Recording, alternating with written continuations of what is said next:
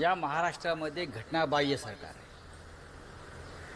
बेकायदेशीर आणि अत्यंत अघोरी पद्धतीनं सत्तेवर आलेलं सरकार आहे। त्याच्यामुळे त्यांच्याकडे माणुसकी किंवा भावना या गोष्टी त्यांच्याकडे असतील हे अजिबात संभवत नाही। बदलापूरमध्ये ज्या शाळेमध्ये ही घटना घडली ती शाळा भारतीय जनता पक्षाशी संबंधित आहे। दुर्दैवानं ही दुसऱ्या कोणत्या पक्षाशी संबंधित असते, म्हणजे ते ट्रस्टी असतील, संस्थेचे चालक असतील, काँग्रेस, शिवसेना, आम्ही राष्ट्रवादी काँग्रेस, अन्य कोण, तर देवेंद्र फडणवीस आणि त्यांचं महिला मंडळ हे त्या शाळेच्या पायरीवर जाऊन फटकल मारून बसलं असतं, बोंबा मारत। आता गेले का? नाही। किंवा मधल्या काळामध्ये योगींचं राज्य जे सुरू आहे, बुलडोझर राज्य, तसे काही ठिकाणी अशा गुन्ह्यानंतर बुलडोझर चालवण्याचं काम मिंदे सरकारने केलं। मग हे बुलडोझर बदलापूरला का नाही गेले हा एक प्रश्न आहे। मी असं म्हणत नाही की बुलडोझर गेलेच पाहिजे, पण तुम्ही यापूर्वी अशा गुन्ह्यात जरब बसावी म्हणून बुलडोझर चालवलेत त्या जागांवर। जनतेचा काल उद्रेक होता आणि याला पब्लिक क्राय म्हणतात कायदेशीर भाषेत। आणि जेव्हा जेव्हा असा पब्लिक क्राय झाला तेव्हा त्याची दखल न्यायालयाने घेतलेली आहे अनेक प्रकारात। मग कालच्या पब्लिक क्रायची दखल सर्वोच्च न्यायालयानं का घेतली नाही? कलकत्त्यातल्या घटनेची दखल सर्वोच्च न्यायालय घेतं, कारण तिथे ममता बॅनर्जीचं सरकार।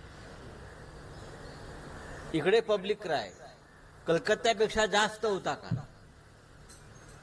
पण त्या चिमुकल्यांचा आक्रोश, पब्लिक क्राय हा न्यायालयाचे कानाचे काल पडदे फाडू शकला नाही। देवेंद्र फडणवीस यांनी एसआयटी स्थापन केली अशी घोषणा केली। काय गरज आहे? आरोपी पकडलेला आहे ना, पोलिसांनी तपास केला आहे ना। एसआयटी हा शब्द त्यांच्या तोंडात शोभत नाही। ठाकरे सरकारनं अनेक गुन्ह्यामध्ये ज्या एसआयटी स्थापन केल्या होत्या त्या गृहमंत्री झाल्याबरोबर पहिल्या 24 तासामध्ये देवेंद्र फडणवीस यांनी सगळ्या एसआयटी रद्द केल्या। याचा अर्थ तुम्ही एसआयटी मानायला तयार नाही कोणतीही। आणि त्या एसआयटी अत्यंत गंभीर गुन्ह्यातल्या होत्या। माननीय उद्धव ठाकरे यांनी स्थापन केलेल्या एसआयटी, भ्रष्टाचार किंवा अशा प्रकारचे खटले। त्यानंतर आपले सन्माननीय मिंधे मुख्यमंत्री यांनी खटला फास्ट ट्रॅकवर चालेल वगैरे वगैरे अशा गोष्टी। काय असतं फास्ट ट्रॅक? या घटनाबाह्य सरकारचा खटला फास्ट ट्रॅकवर चालला पाहिजे। तिथे हे सर्वोच्च न्यायालयावर दबाव आणून तारखांवर तारखा पाडतात। बलात्कार जसा अबलेवर होतो तसा राज्यघटनेवर सुद्धा होतो। आणि महाराष्ट्रातलं सरकार हे राज्यघटनेवर बलात्कार करून निर्माण झालाय। हा खटला त्यांना फास्ट ट्रॅकवर नको आहे। त्यांच्या तोंडी सुद्धा फास्ट ट्रॅकची भाषा शोभत नाही। आता विषय राहिला कालच्या घटनेचा आणि सरकारच्या मानसिकतेचा। सरकारची मानसिकता ही प्रधानमंत्री मोदींची मानसिकता आहे।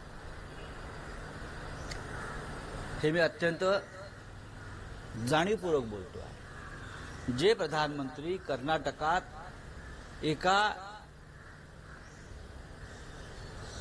बदनाम बलात्काराच्या प्रचारासाठी गेले, प्रज्वल रेवण्णा, त्यांना माहीत होतं याच्यावरती बलात्काराच्या 200 पेक्षा जास्त महिलांनी लैंगिक शोषणाच्या तक्रारी केलेल्या आहेत। शेकडो व्हिडिओज त्याचे बाहेर आलेले आहेत। तरीही प्रधानमंत्री नरेंद्र मोदी ज्या प्रज्वल रेवण्णाच्या प्रचाराला जातात, त्याचं कौतुक करतात, त्याला कॅरेक्टर सर्टिफिकेट देतात,